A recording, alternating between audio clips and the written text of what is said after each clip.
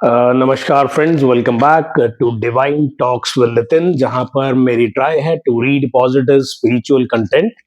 उसी में हमने स्टार्ट की हुई है जी रीडिंग भोलेनाथ की कृपा से श्री शिव महापुराण की, जिसमें विद्वेश्वर संहिता के 2 अध्याय में रीड कर कर अपलोड कर चुका हूं।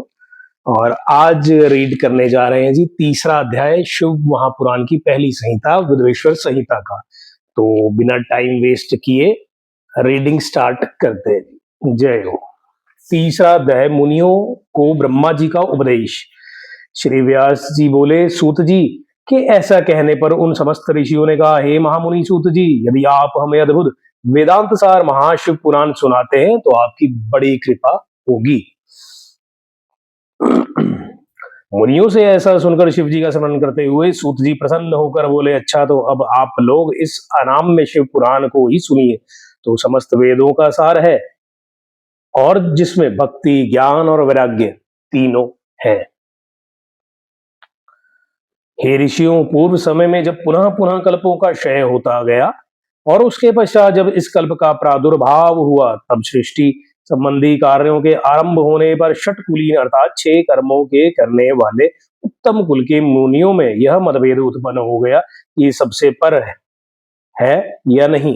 सबसे पर मतलब कि पार ब्रह्म की यहाँ बात हो रही है, जितना मैं समझ पा रहा हूं। तब इसके निर्णय के लिए वे लोग ब्रह्मा जी के पास गए। ब्रह्मा जी ने कहा, जो सबसे पहले उत्पन्न हुआ और जिसके मन में वाणी का कोई गम नहीं तथा जिसमें ब्रह्मा, विष्णु, रुद्र, इंद्र आदि महाभूत और इंद्रियों आदि से संयुक्त सारे जगत की उत्पत्ति होती है, वही सबसे पर है और वह सर्वज्ञ जगदीश्वर महादेव जी ही हैं, जो परम भक्ति से दिखाई पड़ते हैं तथा रुद्र आदि सभी देवता जिनके दर्शनों की अभिलाषा रखते हैं। अधिक क्या कहूं, शिव जी की भक्ति से संसार का जाल कट जाता है। उनके प्रसाद से भक्ति और भक्ति से ही उनके प्रसाद की प्राप्ति होती है। जी हाँ, तो उनके प्रसाद से यानी कि महादेव महाशिव की कृपा से ही भक्ति मिलती है महाशिव की, और उनकी भक्ति से ही महाशिव मिलते हैं। शिव जी की भक्ति से संसार का जाल कट जाता है। उनके प्रसाद से भक्ति और भक्ति से ही प्रसाद की प्राप्ति होती है। जैसे बीज से अंकुर और अंकुर से बीज की उत्पत्ति होती है। अतः हे ब्राह्मणों, आप लोग महादेव जी का प्रसाद पाने के लिए 1000 वर्ष का दीर्घ यज्ञ कीजिए, जिसमें शिव जी की कृपा से आपको साध्य और साधन का ज्ञान हो जाएगा। इस पर मुनियों ने पूछा, हे सूत जी, ये साध्य और साधन क्या है?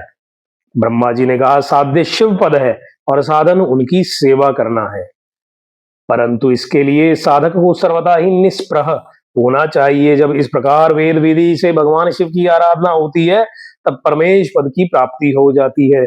जो जैसा करता है उसे वैसा ही फल प्राप्त होता है। इस संबंध में स्वयं शिव जी ने भी कई निर्देश दिए हैं। कानों से सुनना, वचन से कहना, मन से मनन करना भी एक महान साधन है, क्योंकि वे महेश्वर सर्वथा ही सुनने, कीर्तन करने और मनन करने के योग्य हैं। अतः साध्य तक पहुंचना हो तो साधन में डट जाना चाहिए। प्रत्यक्ष का ही विश्वास होता है। अतः बुद्धिमान को चाहिए कि पहले गुरु मुख से श्रवण कर कीर्तन और मनन द्वारा शिव योग को प्राप्त होवे।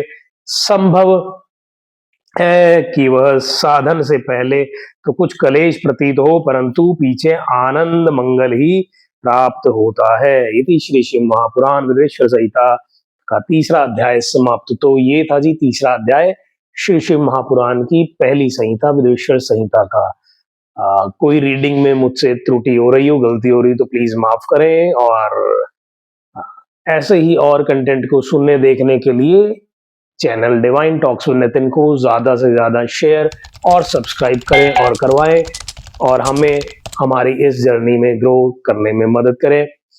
जल्दी मिलेंगे आपसे चौथे अध्याय की रीडिंग के साथ। तब तक अपना अपने परिवार का ध्यान रखें। Take care. जय भोलेनाथ।